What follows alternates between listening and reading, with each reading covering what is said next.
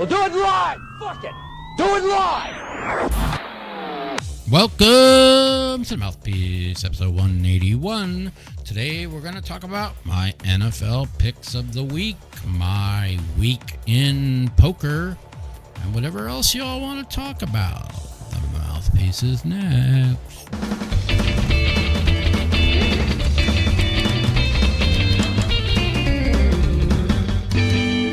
What up? Welcome to the Mouthpiece, episode 181. Alrighty. So, last Monday, or was that Sunday night? Sunday night, I talked about how I had a horrible week in poker. We bounced back this week, and we are up, let me see, 62, 28, 9, 19, 13, 5, about 40K. Didn't play that much. I ran real good right when I sat down, like 3 or 4 times I played. And the game either broke or I got picked up. So it was a nice bounce back week. I needed it for my psyche. And I decided to get kind of the negativity a little bit out of my life. I decided to quit playing the big mixed games that I've been playing because I've ran terrible in them, and they were really making me depressed because I hate to lose. And I just decided right now to keep those out of my life, stick where I win, and I'll get back to those shortly. But right now, I just thought it was a good idea to stick where I'm doing best in. So it's a good bounce back week so far. We still have tonight and tomorrow, and who knows, but to bounce back and be 40K winner, I'm pretty happy. So poker has been pretty good, and I've ran good too. I had a hand yesterday where a guy made it 200, I made it 1,000 with an 11,500 stack. He called. I had ace king, come jack deuce 7 rainbow. I bet super small. He called.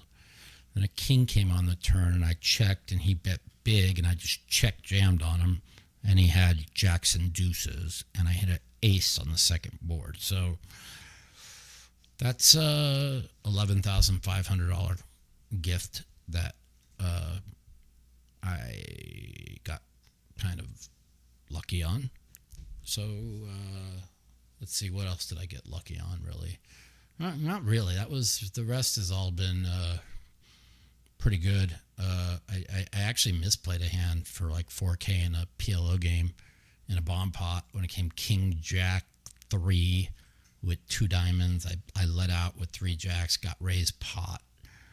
And I should have just folded because it was king jack 3, 2 diamonds. So he's either got 3 kings or a rapid a flush draw.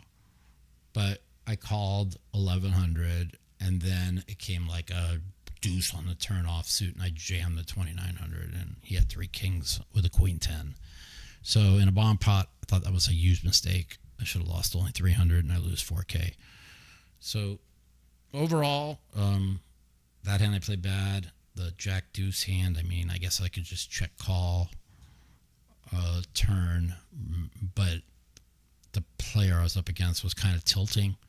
So I kind of liked the check jam. I just kind of, he's tilting when he's calling 1,000 pre-flop with jack deuce. So, yeah. So that went my way, which is good. And, yeah, pretty happy with that. As far as NFL goes, last week we talked about Sunday night how I went. I had the game Monday. That's right. So I was 2-0, and with Houston as my number 2 pick, or was Houston my number 1 pick? Houston was my number 1 pick, and look how I lost that game. First of all, the coach of Houston is terrible. DeMarco Ryan is horrific. He had second and goal at the 1, and he has a 6'4" quarterback that could just quarterback sneak it 3 times to get in. No, not him. Not him. He goes 3 yards in the backfield for a 1-yard loss, and then he throws it out of the end zone twice, and the other team takes over on downs. Or they kicked a field goal, whatever the heck it was. I don't even remember. No, they was 2nd down, 3rd down, or 4th down. No, the other team took over on downs. That's right. And they went down. It's just ridiculous. Then I got the miracle field goal. Then I got the kickoff return, and then the 45-yard run for a touchdown to go up by 5. So after the coach fucks me, I get miracle to be up by 5. 4th and 10. They send the house at Baker. They have him sacked. He breaks away for 30 yards for a 1st down, and we all know how the rest of that game ended. So I went 2-1 last week. This week I'm 1-0. I've got three bets and a teaser. So I looked at the lines on Monday, and I bet 3 games right away that I thought the line just didn't look right, which was Miami plus 13, and it closed at 11. I bet $2K on them, and I had I saw plus 8.5 with the Browns, and by the time I bet it, it was already down to 8. So I got plus 8 with them, and it went as low as 7, and now it's 7.5. And then my number 1 pick of the week, I actually got down at -3. And that's Indianapolis, and the line is now 5. So I got the best of the number, got the best of the... So we'll see what happens. So my number 1 pick of the NFL this week is Indy -3. It's a bad spot for them coming off a big win, and they do go on the road for back-to-back roads to LA Rams next week. But it's a division opponent, and they could really get a stranglehold on the division with a win here. The Titans are averaging 3.2 yards per play, the lowest through 2 games in NFL history. And Indianapolis is averaging 6.2 yards per play, and they're number 2 in the NFL. Indianapolis has not punted yet in 2 weeks. They got stopped on 4th down twice and scored on every other possession. So I really like Indy here, even though it's not that good a spot. I got the good number, which is important. And, yeah, that's where we stand. I don't know where y'all at. Where y'all at, guys?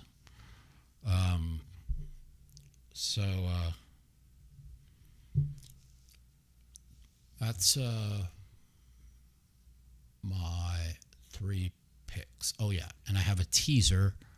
I took a 1K teaser, Denver plus 9 with Kansas City at pick. And in my survivor, I have 2 Indianapolis and 3 on Kansas City.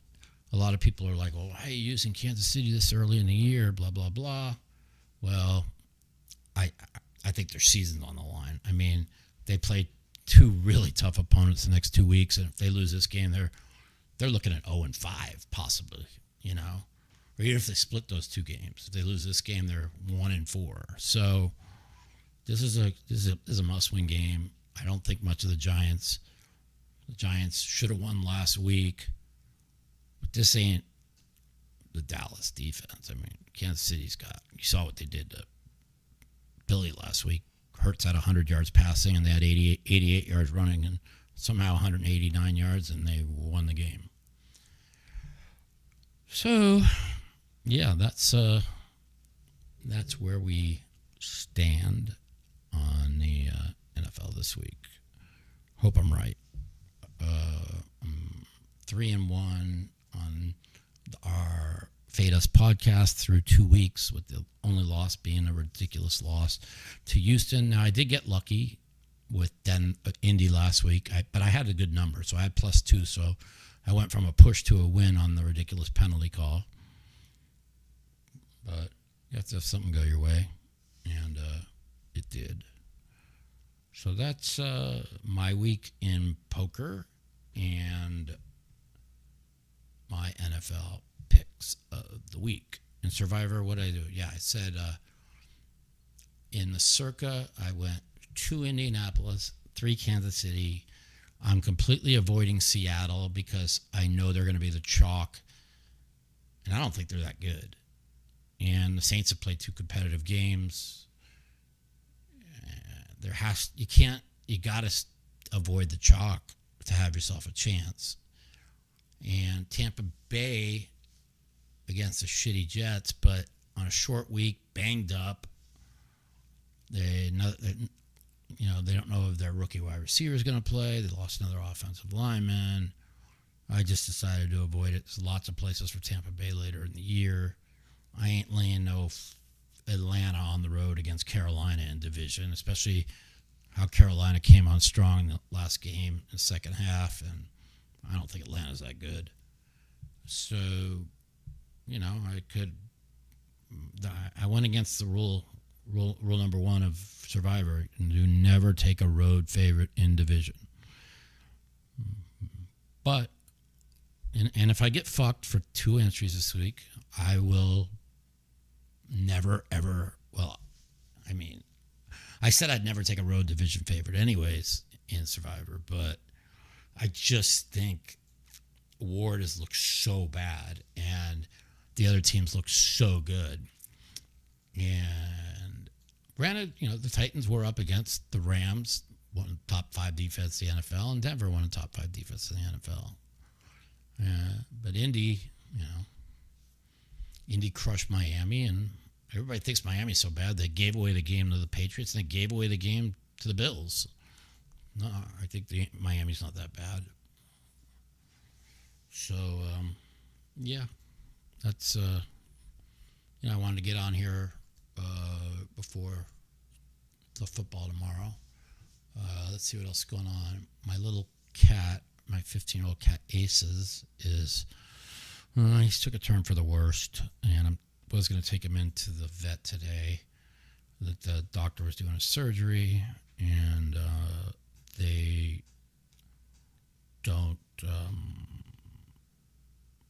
couldn't fit him in, so I got to bring him in Monday. He's just getting a little delirious. He's hiding. He's not eating his treats. I'm starting to, they said he had 6 months to a year and a half to live, and it's been, let's see, I took him in 4 months it's been 8 months. So, we're getting that time. Thoughts on Pittsburgh, New England? I don't want nothing to do with Pittsburgh. I think their defense is an atrocity. Yeah, the game was close last week before the guy left the ball in the middle of the field, but Seattle kicked the shit out of them on both sides of the ball. And the Jets should have won game 1. The Jets scored 32. The defense is broken in Pittsburgh. So I just can't take a defense that is giving up 31 and 32 with a 41-year-old quarterback. So I don't think they're both terrible teams. I think the Patriots are okay. They got basically a first year. How many starts has Drake May made? Like 8 now? 7? So second-year quarterback making a 7th start. I like the way they moved the ball. They did a lot of good things. They ran the ball good last week, but they got lucky, But then again, you got to ask yourself, okay, they got lucky against Miami. How good is Miami? Well, if the guy doesn't rough the passer against the Bills on Thursday, the Bills probably lose that game. They had held Josh Allen, would have been 3 straight punts, and they would have took them, who the heck knows? So I'm not so sure New England's that bad, and I don't think Miami's that bad either. Miami easily could be 2-1, and the Patriots could be 0-2, and they're 1-1. Who knows? I would never take any Pittsburgh, no matter what. If I did anything in that game, I'd take the over because Pittsburgh's defense looks broken. So, there's other games I like, but like I told you guys last week, I just I'm holding myself. I can't just bet them just because I like them. Like, I think the Saints plus 7.5 is a good play. I think the Jets plus 6.5 this week is a really good play with all the injuries with Tampa Bay. On the short week, a physical game, a game they got really out physical and should have lost. I mean, Tampa Bay's 2-0 should be 0-2. The Eagles are 2-0 should be 0-2.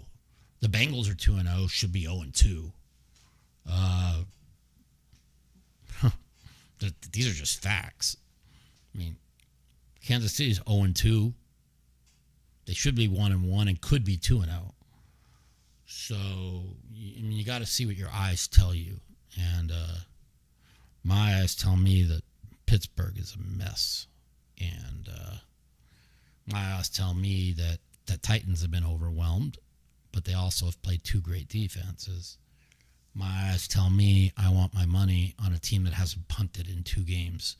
And that's not only facing Miami, but, I mean, the Denver defense is supposed to be like top 3 defenses, and I thought they shredded them except for the 2 fourth down starts. So,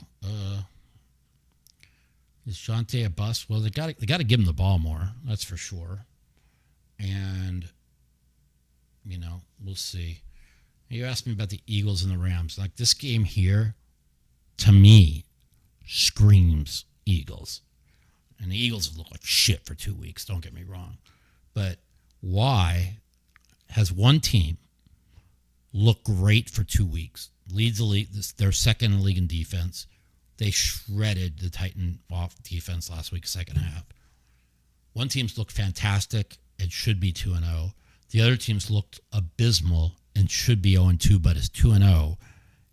And they made the game 3.5.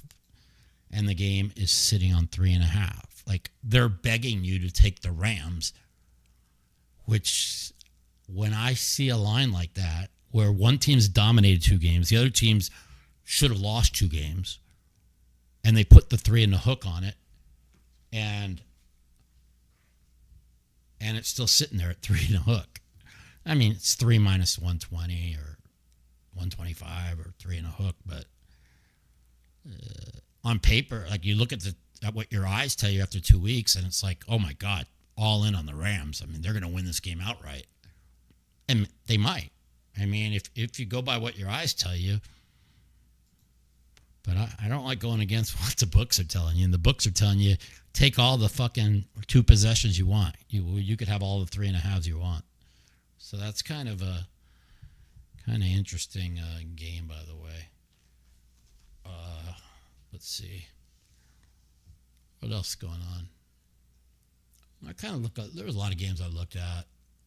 Like I said, I just bet the ones I saw right away that hit me in the face. Like Green Bay, 10 days off, going to the Browns, getting 8 points, right? The Browns, yeah, they lost 41-10 to the Ravens last week. But if you look at the box score, the Ravens had 222 yards of total offense. Well, how do you get 41, 222 yards of total offense? Well, block punt for a touchdown, fumble return for a touchdown, and a pick 6 for a touchdown. That's 21 points. And the whole game gets away from him. And so the Cleveland defense is legit, man. And so is Green Bay's defense. But is Green Bay's offense, can they score enough points to cover 8 on the road? I don't know, man. Yeah, I have the Rams winning the Super Bowl. Not winning, getting to the Super Bowl. I have Baltimore winning the Super Bowl. So, but after 2 weeks, my eyes tell me the Packers are the best team. So I'm not sure. But the Rams look great, and the Eagles look terrible. But you're getting 3.5 with the Rams.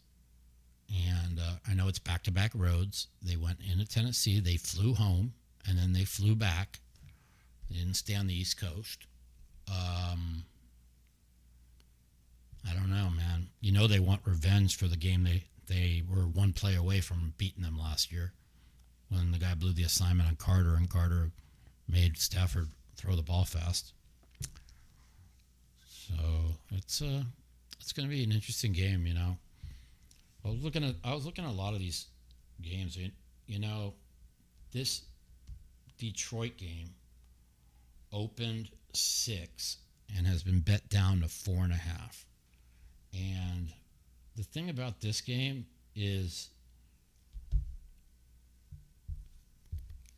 the Ravens beat them like 35-0 2 years ago. I'm sure they want revenge, and I'm sure we know Detroit could score, right? But can the defense hold Lamar? I mean, I think it's going to be a shootout, but I can't take anybody. If I took anybody in that game, I'm taking the Ravens, but I'm not touching that game. And let's see.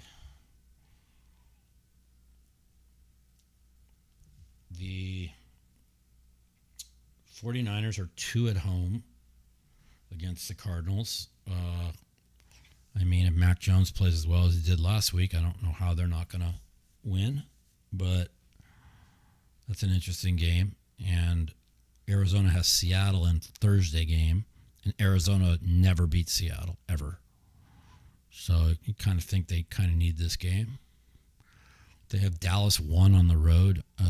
I don't like Dallas at all, but I don't like the Bears at all either. So I don't know. Good luck.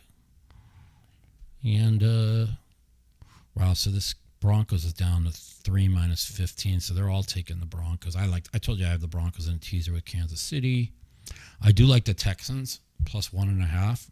Like their season is basically on the line, and they're 0-2, and they could easily be 2-0, and they've played well.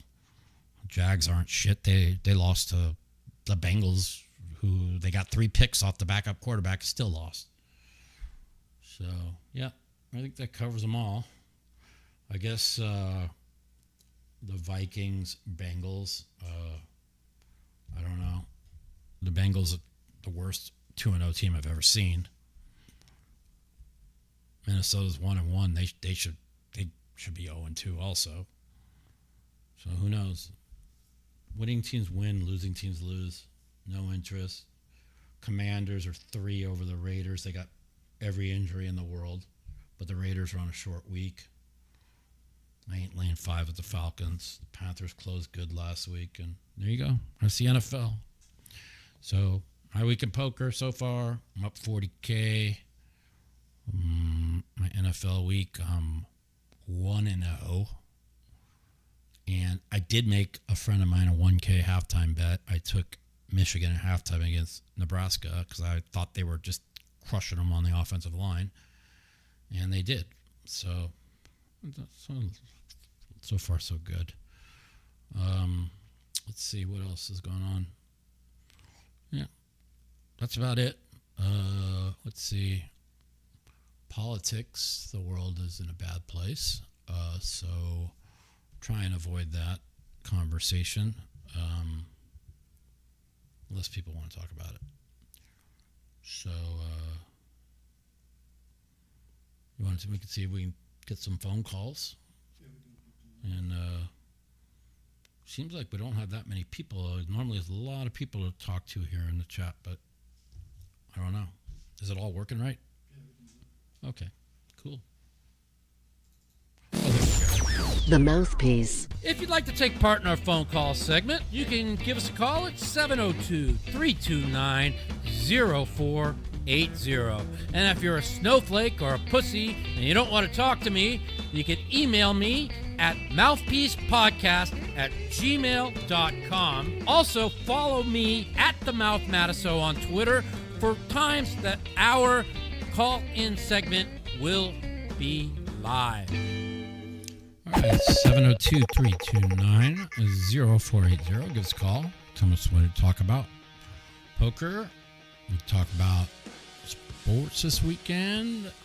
The baseball playoffs are coming up soon. My Dodgers are finally playing well. And we can talk about politics if you want. I'm not really interested in it, but if you really, really want to, we will.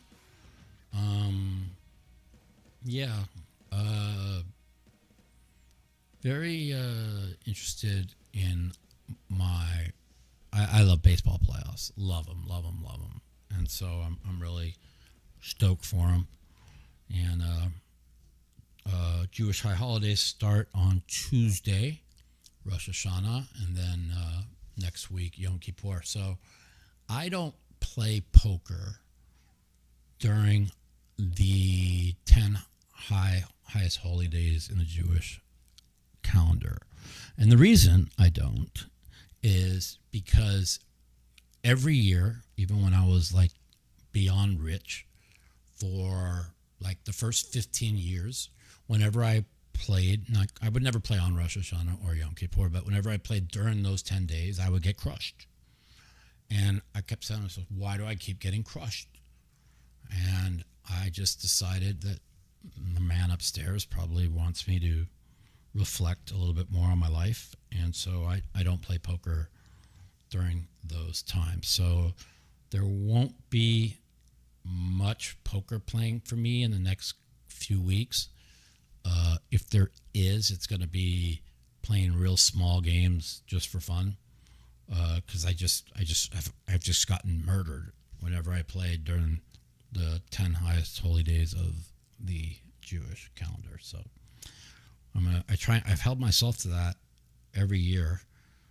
And that's it.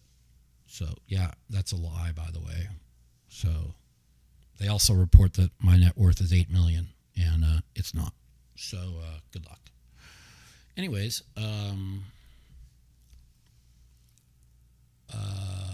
let's see. I love how people don't know anything. Okay, 702-329-0480. Give us a call if you want to talk about anything. NFL, poker, politics, the Florida-Miami game that starts in like 30 minutes, or might have already started. It might start at 5. I watched a couple of NCAA games today, but I enjoy it. So I'm going to be playing Shooting Stars in Bay 101 on October 24th. And I'm glad that they're bringing that back. So I'm looking forward to playing the Shooting Stars in Bay 101 on the 24th.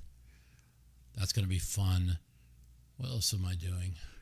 I'm trying to schedule maybe hopefully this week or next before that where I this procedure I was telling you about for this injury that I'm dealing with that they think they have diagnosed. But we'll see. We'll see what happens. And I got to do something. I've been in so much fucking pain. So much pain. It's just ridiculous what I've dealt with here the last 3-4 days. Just been brutal. You know, it's tough for me to go anywhere. And the only thing good about it is during football season, we have 1, 2, 3, 4 days a week of football. So it keeps me busy. And I'm in a fantasy football league. My fantasy team's 1-1, but we have Cooks, and we somehow were able to get Cooks and Allen, and they had a great game. So we should have a pretty good lead on a lot of teams going into week 3 of the fantasy football, which I know nothing about. My best friend drafted my team for me, and he just told me who we got. He helped me, and so I'm in this league, $1,700. I think there's 14 people. I have no idea how it works.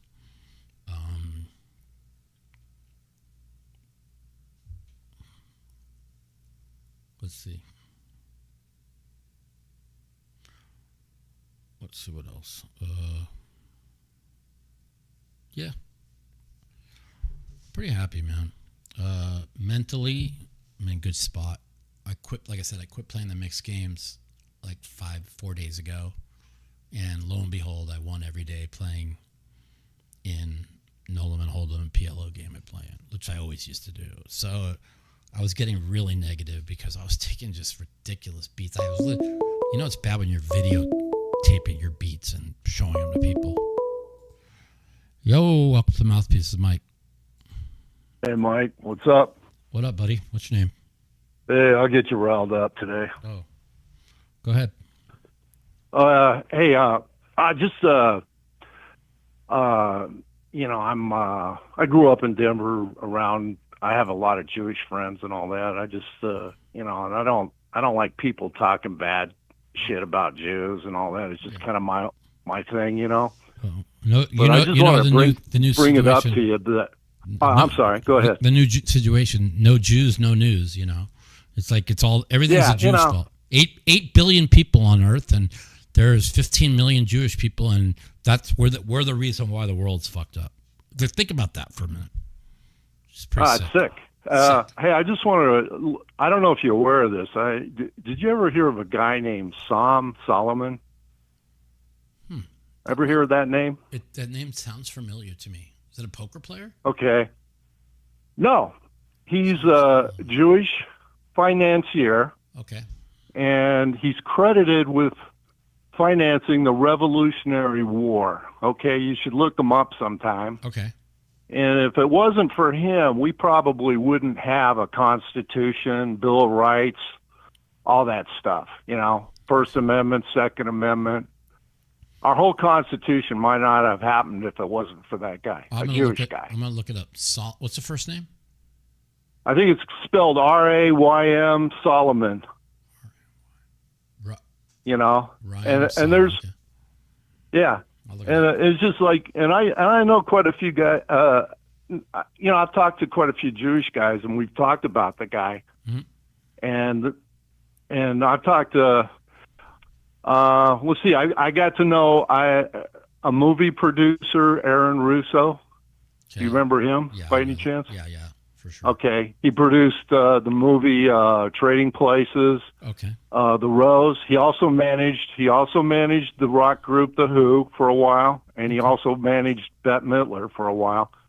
And I wasn't like personal friends, but I helped with his when he was running for governor of Nevada. Like I don't know, 1998, somewhere in there. Yeah. And I didn't, I'm not a personal friend, but I got to know him, and stuff like that. And he was a hell of a guy. And he told me about Solomon, and Aaron Russo is a big constitutional guy. You know what I mean? Every aspect of the Constitution, Aaron Russo was into taxation, everything. And it just kind of it's just like I was thinking about Solomon and Aaron Russo, and I also got to meet Erwin Schiff, a devout Jew. He wrote 8 books on taxation. His son, Peter Schiff, was a Fox News contributor for many years, and I met him a couple of times. And they're heavy constitutionalists, and they're Jewish, right? And I just wanted to, let you know without, a guy just put in my chat. He talked about him. Chaim Solomon was a Polish-born Jewish financier who played a vital role in funding the American Revolution by acting as a broker for Robert Morris and securing loans for the Continental Congress. His financial skills, language abilities, and private loans to statesmen like James Madison were critical in keeping the war effort afloat, especially before the decisive victory at Yorktown. Despite his immense contributions, Solomon died penniless because the government never repaid the considerable debt. Interesting. Yeah. And I just and Aaron Russo, who that guy's got a lot of money, and I mean I'm nobody, I'm a nobody. He treated me like very respectfully, like I was somebody, and he talked about Solomon to me. Cool. And that's where I learned about this guy, and then that's when I realized, when you the Jewish people have a deep, rich tradition in our Constitution. And, you know what I mean? And if you don't, all the drugs that help save people's lives are created by Israelis and from Israel. All antibiotics, all that stuff created in Israel. There's so many things that the crazy thing is how is one thing that the far left hated Jews. I already knew all that. You know what I'm saying? Yeah. But what's really crazy is how the right has just, people like Tucker and Candace Owens they're insane. Like the things they say are insane. I don't think they pieced it together. I think they flipped out and just went with some sort of narrative. But if you go back and you think about it, there's no way they should be saying what they're saying. You know what I'm saying? It's like say what you want, right, about Charlie Kirk, right? Like, okay, he was a devout Christian, right? But he understood that Christianity came from Judaism, right? So he talks about the 5 books of the Torah and the 5 books of the New Testament, right? But you have the crazy people like Candace Owens or even Tucker, who I was a big Tucker fan forever, who are brainwashed to the extreme Catholicism side of Christianity, and it's all the Jews' fault. Blame the Jews. You have like Candace Owens, like, oh, the Jews assassinated Charlie Kirk. Like, where do they? It's just like, where do you come up with these things? I just don't get it. And the conspiracy things that are going around is just insane. What do you think? Yeah. Do they really think that this man is going to turn his son in, who admitted to doing it, and put his son to death, but he didn't do it? There was another shooter, and the Jews did it. That's like, if you see this crazy shit going on online and things that they're saying. Yeah, it's like, come on, man. And I just I go, whoa. I know better than to go down that road with that bullshit. I can't get over. It's like one thing somebody said this week. It's like it's one thing for Tucker and Candace. They've been all out Jew hatred for the last 3 to 6 months, whatever. But then Megyn Kelly jumped on their bandwagon, which was. How does she even buy into the garbage that they're spewing? And then she says, I was called an anti-Semite because I said something about Israel, and you can't say anything bad about Israel. That's just not true. You could say you could say you don't have to like Bibi Netanyahu. A lot of people don't. I like him, but that doesn't mean that I'm right. But you can't just sit there and They throw the word the Jews. You know what I'm saying? And it's just crazy. It's so insane. And the garbage coming out of Candace Owens' mouth for money and clicks and views between the Bridget McCrone's a man and all the shit. Yeah, she would never come up and mention a guy like Ram Solomon. You know what I mean? Or even Tucker. They won't come up with this influential Jewish man that basically, there's a shot there that if he hadn't done what he'd done, I'd probably be a slave, myself, what I mean?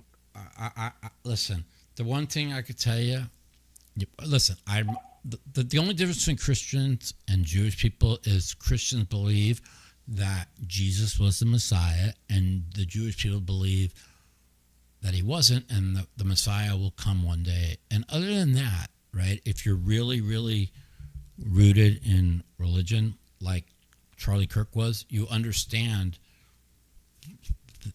that the entire Christian, Catholic,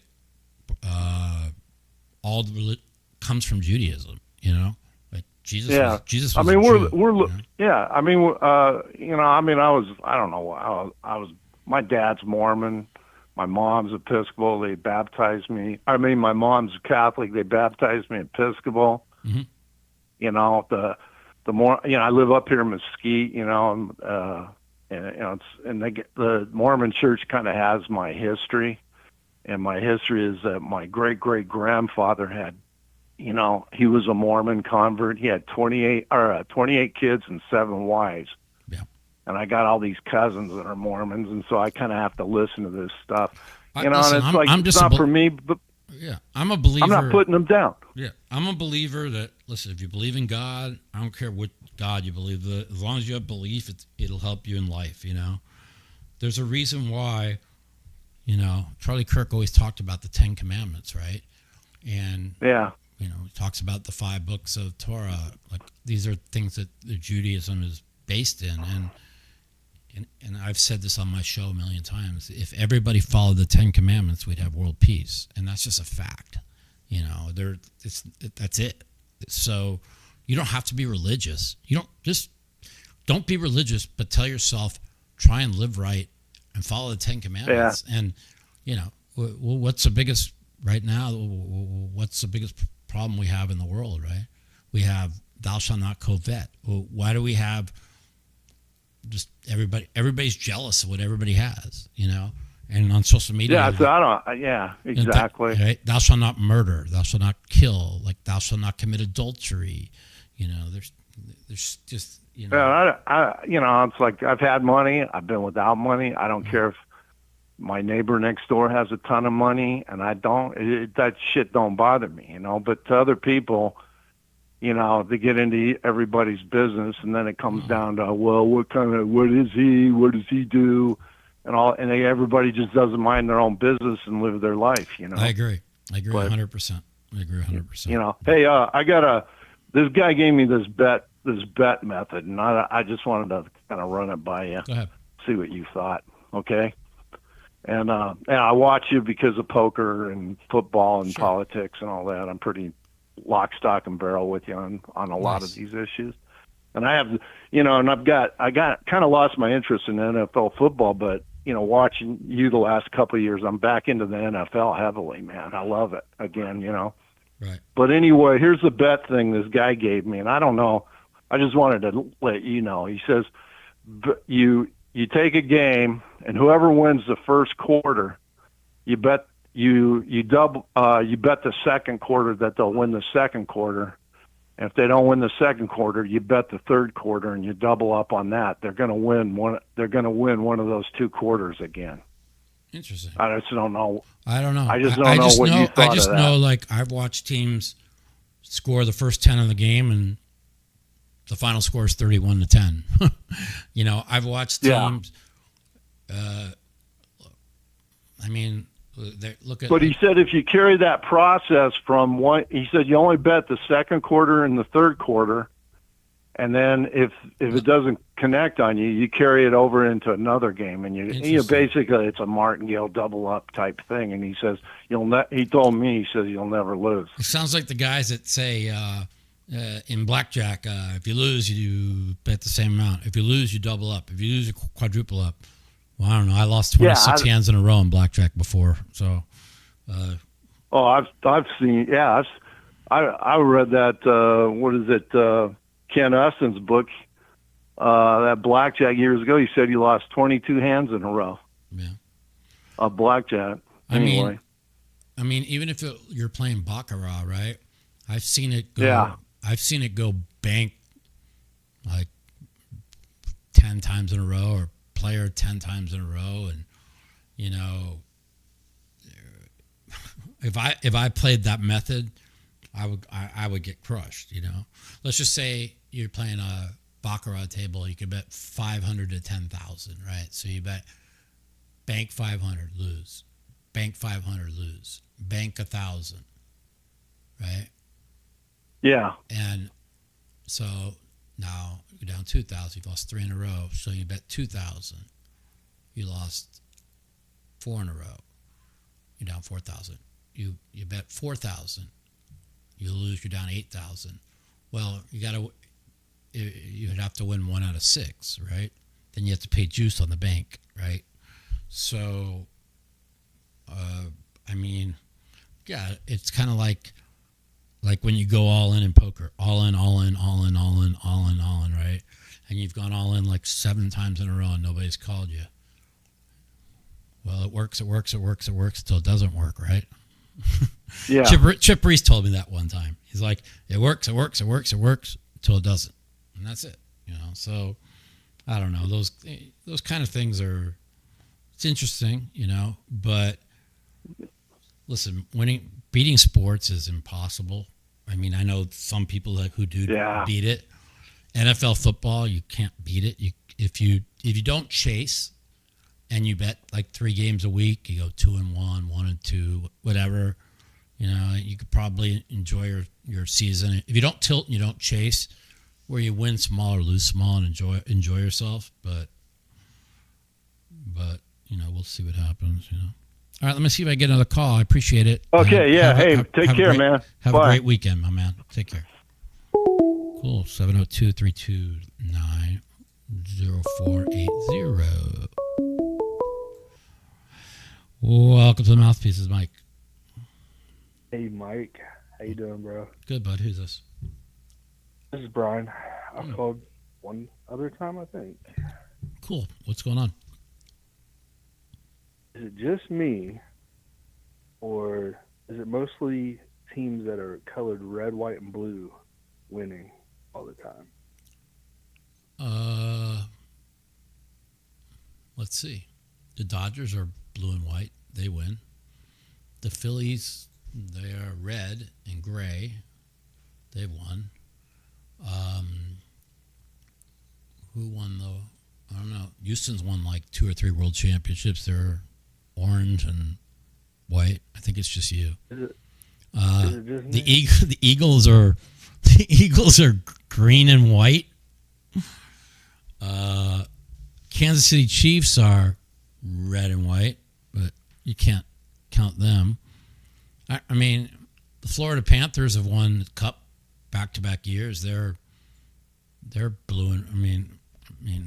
This kind of had the feeling it was like majority wins. No, but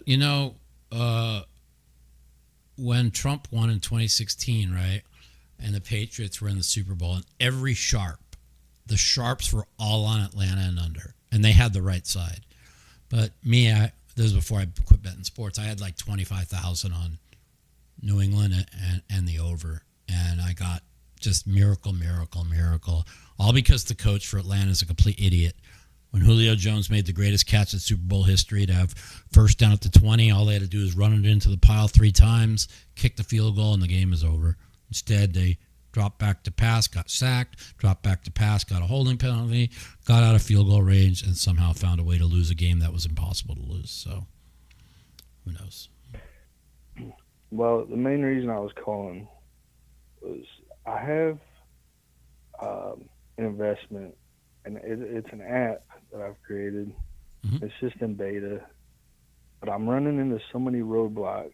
I'm trying to find investors, and the only way I can get it going is to have some sort of money toward it. Mm-hmm. You have any suggestions? Of raising money for an app? What does the app do?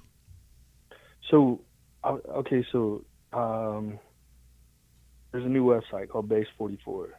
Okay. And you can type whatever you want in there. It's AI that helps you build an app. So I basically created a simple app for ride sharing, plus it's a little bit social.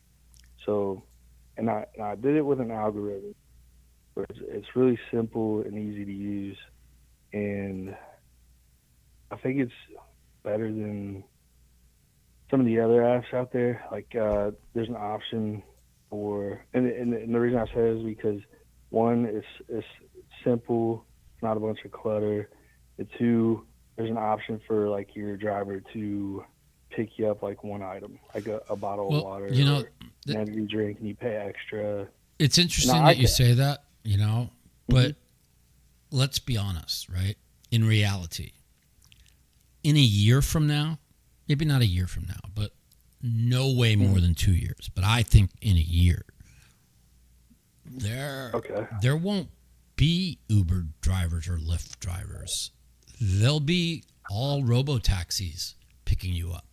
And all those people, millions upon millions of people that have made big money, are going to be out of work. But won't they still need apps? Yeah, well, the app, that's true. But with the Robo-Taxis, how are you going to get a Robo-Taxi to pick you up a bottle of wine on the way home? That makes, does that make sense? Just connect with the Robo-Taxi companies. They're probably going to come up with their own apps. The thing is I do think that DoorDash, which is basically put all the other, you have Uber Eats and DoorDash. I mean, you had the original one. They just didn't spend the money with Grubhub, and they just let DoorDash and Uber Eats run them over. It's the most incredible thing. It reminds me of when MySpace went out of business, or it reminds me when Kodak, biggest photo place, went out of business because they didn't keep up with the times. It's kind of weird. But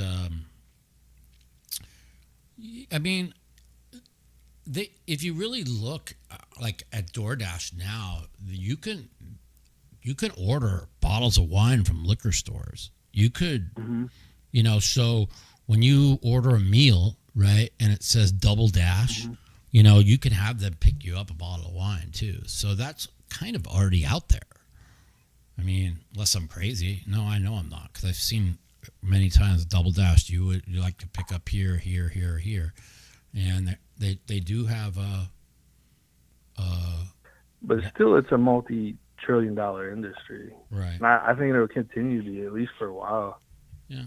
Well, put it together and send me an email at the show, and I could show you what it looks like. I'll just send a link here in a second, and do you want to look at it?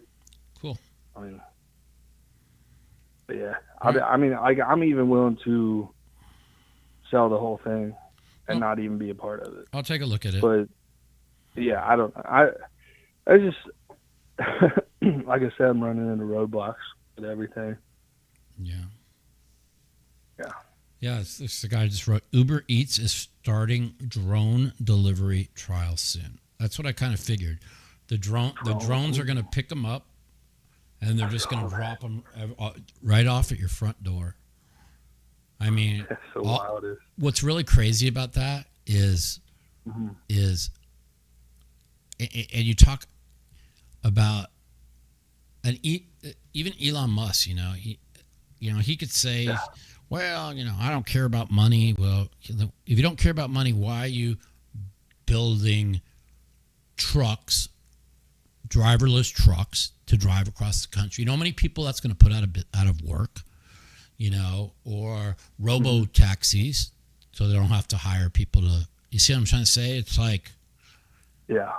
If you care about people and the economy, and it's not about money, they can say what they want, but everything comes down to money. Like it's always about money. Everything's about money.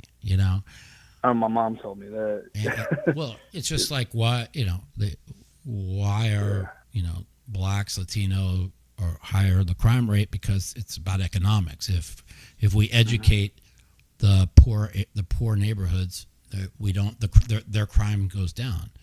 I've said this a million times. People need to work though.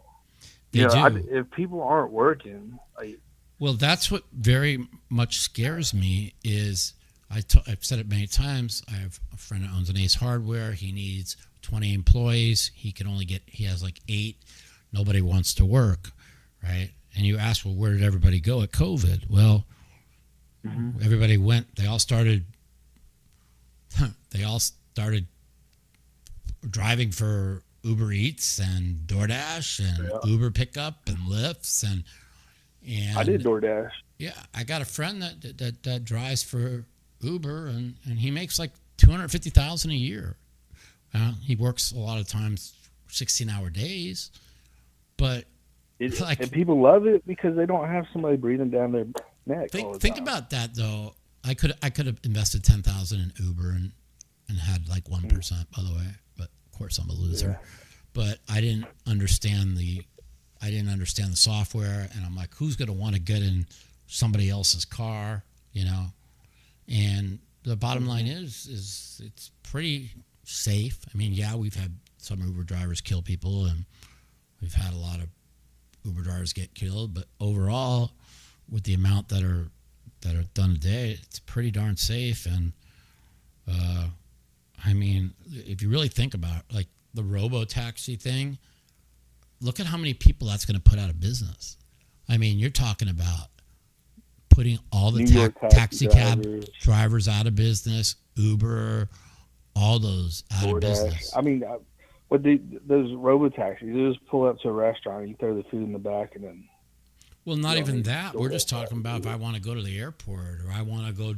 So now, you know, I don't have a car, so whenever I have to go to my physical therapy, I call Uber, picks me up, and I don't know, it costs me like $15 to drive like 10 minutes away from here. But like Elon showed where the $20 ride or $25 ride in Uber, it's going to cost $15 in the Robo-Taxi. And I guess the Robo-Taxis are already out in full force in San Francisco area, in Northern California. And how affordable is it going to be, though? Oh, they're all over Austin also? Oh, I haven't seen any in Vegas. So there's Robo-Taxis in Vegas? Not as many as in Austin. So where do you, what app do you, to order them? It's integrated into the Uber app. Well, it can't be integrated into the Uber app because it's... It is. In Austin it is. So you're saying that Elon sold Uber Robo-Taxis? I don't believe that. No. It's not. Elon has nothing to do with it. Well, what we're talking about is the Robo-Taxis that Elon has just put out. It's the biggest downloader app in Northern California, and he's got Robo-Taxis picking people up, driving them every place in Northern California. I thought I saw those on TV. People, riders were destroying the cars or something. Well, that makes sense because we have sick people in the world, you know. So why wouldn't they? Waze app in LA is so cheap. Okay. Yeah. I just want to see. Let me look it up real quick. Hold on. Maybe I'm crazy. I could have sworn I heard this. Let's see. I'm the crazy one, Mike. Yeah. Where? I'm serious. Oh, okay, I that's think what he just said. It's the Waymo. Waymo. Okay. A while back. Yeah, Waymo is in Austin, and they've got tons of them. I was out there. I saw them. There's driverless taxis, and you use them through the Uber app. Gotcha. So that's what he just said. Waymo. Okay, so Robo-Taxis are currently operating in limited cities in the United States. The Waymo, that's what you guys just said, providing public service in Phoenix, San Francisco, L.A., Atlanta, Austin, and Zurich, offering rides in Las Vegas. Okay. Tesla has also recently launched its Robo-Taxi service to a limited group of users in Austin. Other companies and cities are actively expanding with Waymo and Zoox, both planning further expansions, and Tesla service expected to scale significantly in the coming years. So that's what I'm trying to say. They're going to put all these people out of jobs. And once again, the Silicon Valley billionaires are going to get rich and the poor are going to get poor. And my suggestion to everybody is to just buy some land and just start farming it. Let's see, Zoox and Amazon. Oh, That's Zoox is run by Amazon. Available. There you go. Amazon, I mean, that motherfucking crooked fucking egomaniac, he wants to run everything. All I know is when my book came out in 2008, Amazon was a bookstore. Now it runs the world. So current operations by Zoox, free rides for the public in Las Vegas with testing also underway in San Francisco. How to ride, download the Zoox app. Okay. Well, I'm going to download that app and see if they pick me up here and drop me off at my physical therapy this week. They probably don't come out to Henderson. Yeah, it's probably on the strip only. I'm gonna send the Let's link. see. Cruise, other companies. General Motors is restarting testing with Safety Driver in Dallas. Lyft has a pilot program in Atlanta. So there you go. Like Lyft, Uber, all these people, all those people that are making all that money driving, they're in a year from now, they're all going to be out of jobs. I don't know. No more than 2 years.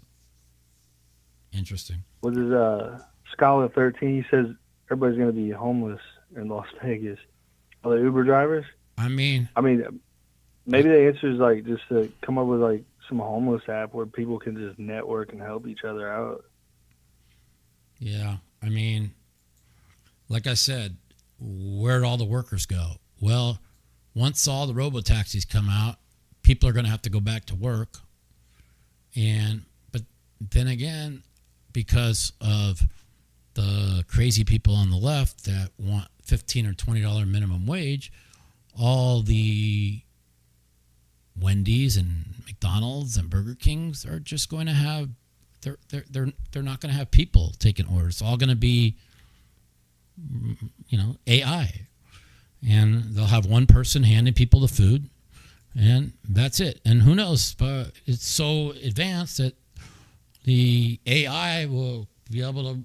I saw the computer that flips burgers and cooks burgers. So, I mean, they could all be out of work, So where are people going to? Where's the next? Where people are going to be able to survive? I mean, like 40% of the country, like the 35, something like that, are like truck drivers. They're the backbone of every country, and if they have driverless trucks, electric vehicles, driverless trucks, like all those people are going to be out of work, right? I mean, I don't know, man. I'm glad I don't have to worry about it. Anyways, I'm going to see if we can get one more call, and have a great day. I appreciate you calling. Hey, yeah, thanks. Just send the email. Later. Okay, bye. All right. 702-329-0480. Let's see. Poker stories from the 2000s. I mean, there's just so many.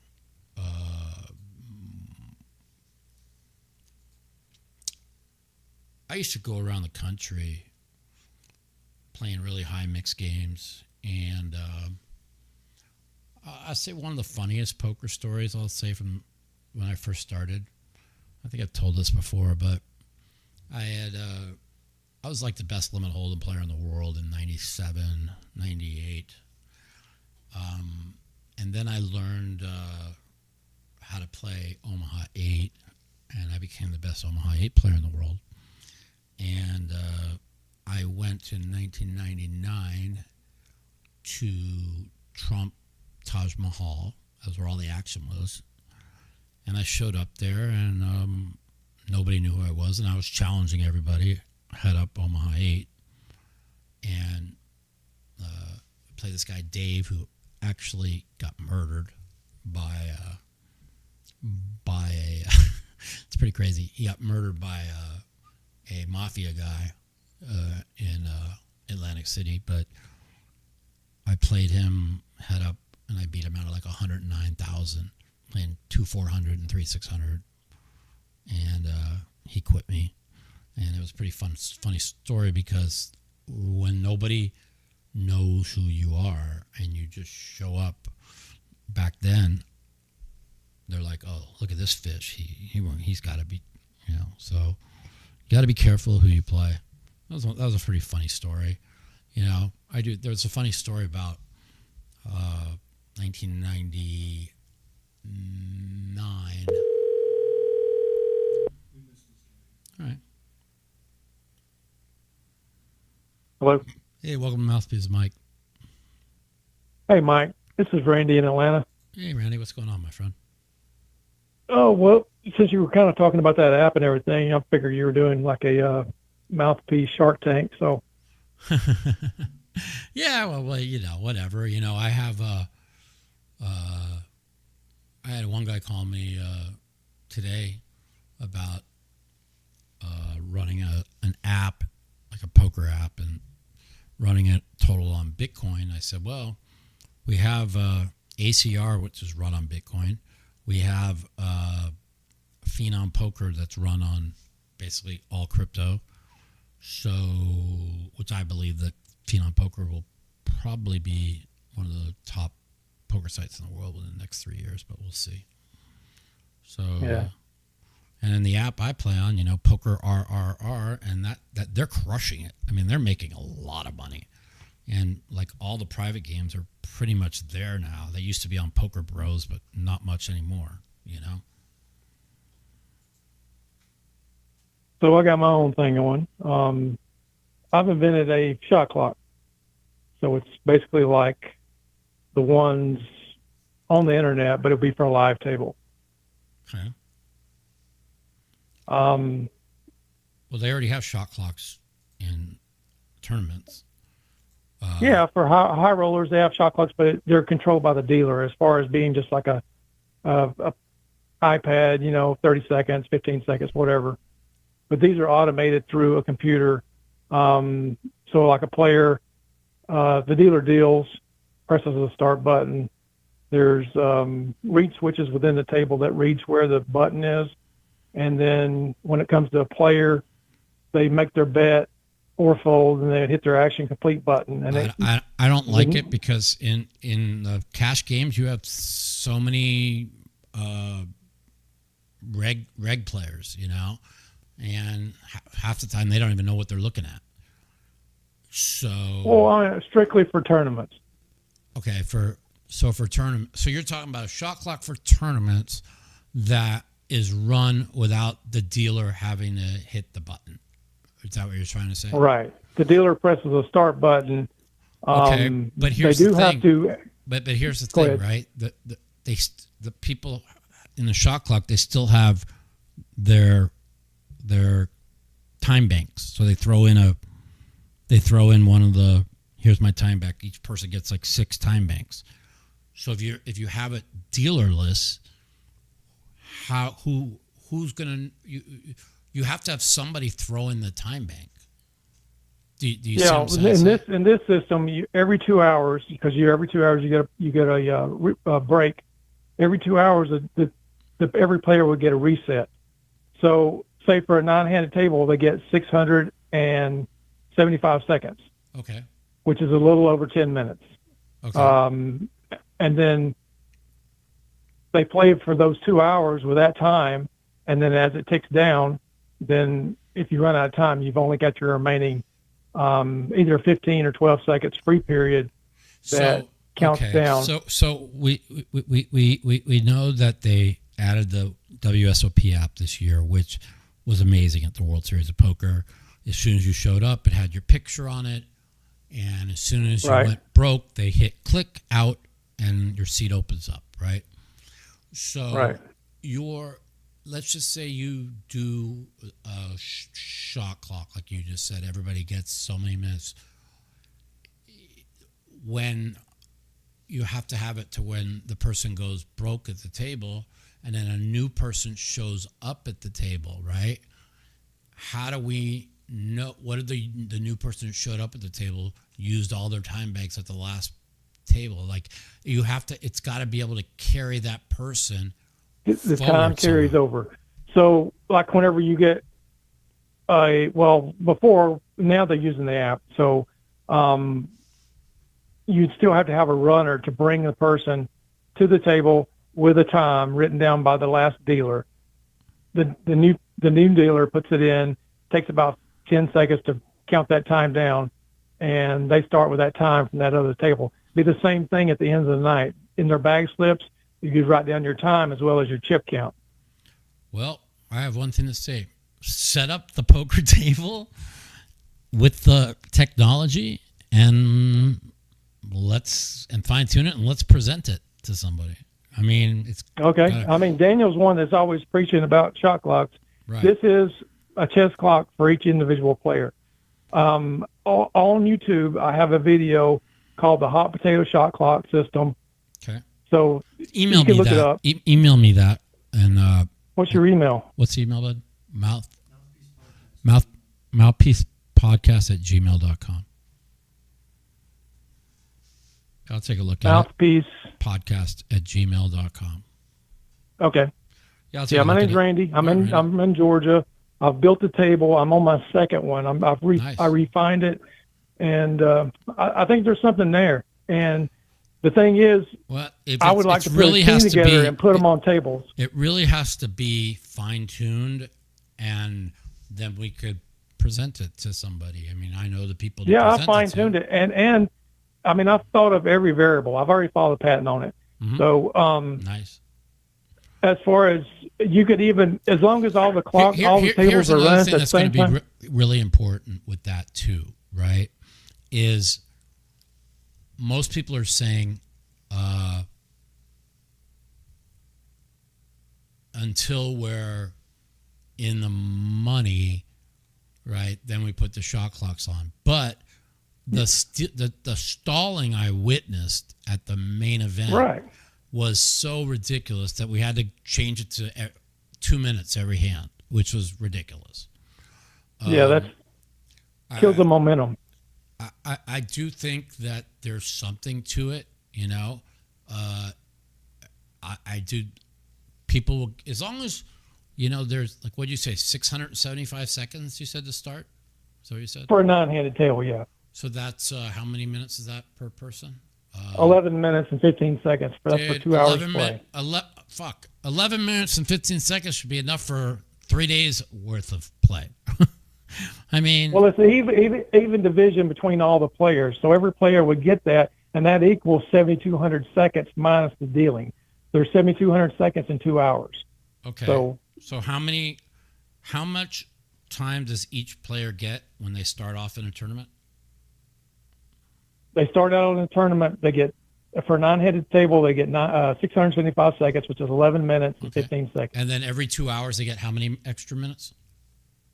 They just get a full reset to 675 I mean, yeah. I because mean, every the break. truth of the matter is every, how long does anybody, I take 5 seconds to act on 90% of my hands, and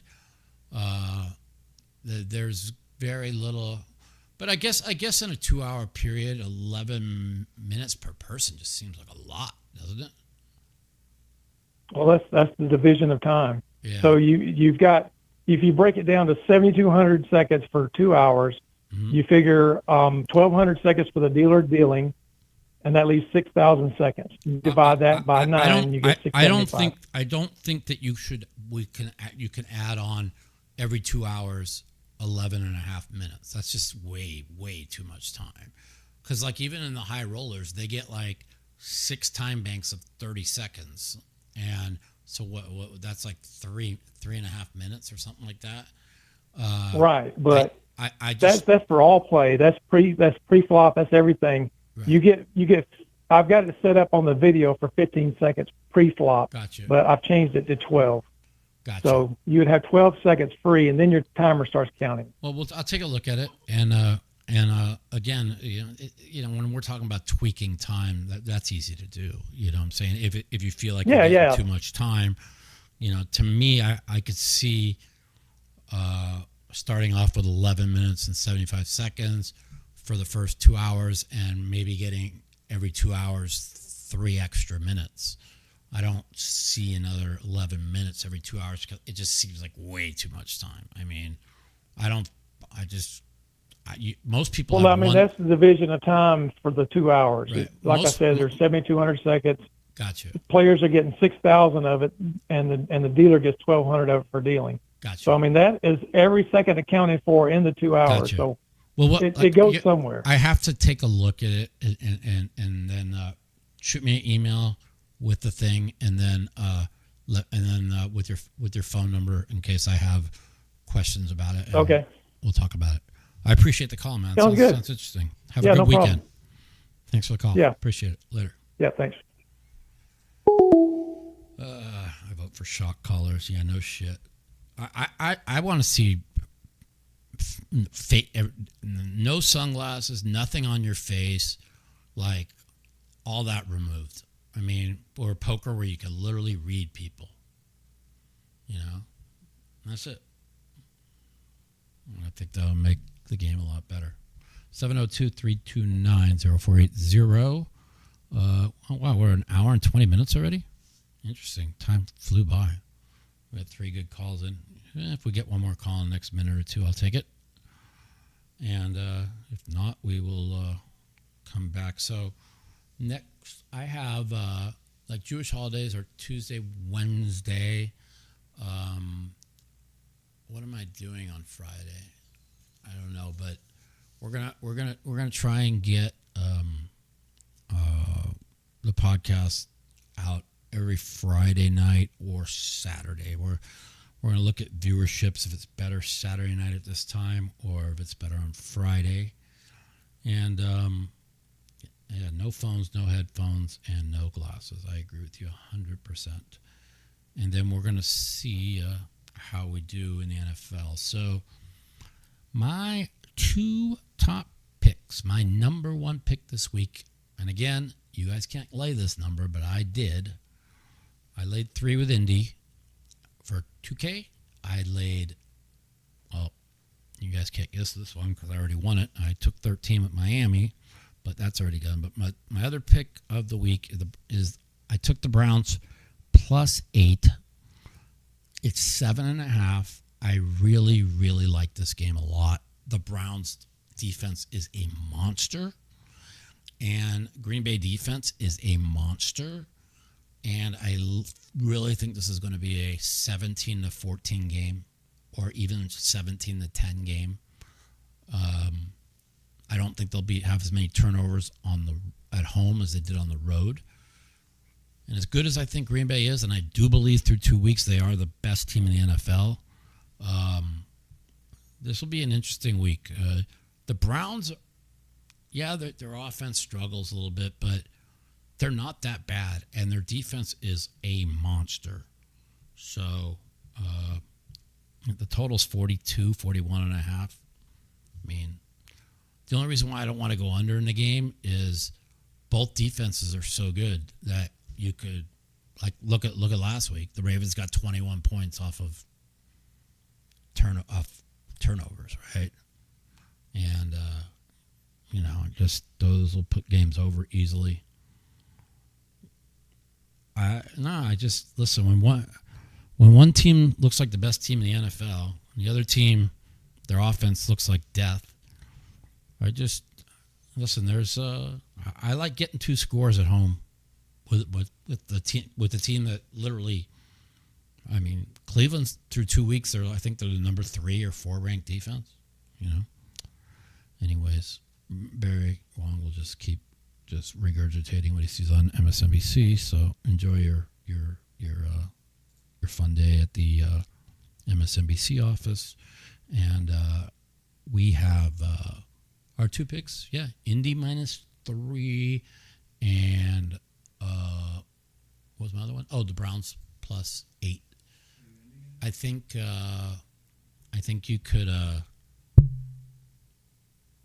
don't know. I really like those a lot, and like I said, I went Survivor, Indy 2, Kansas City 3, hoping that there's an upset and it's not Kansas City, that it's Seattle. Because, I mean, the Saints have played 2 good games. They've had a chance in both of them. I don't think Seattle's that good, and Seattle will be the chalk this week in Survivor.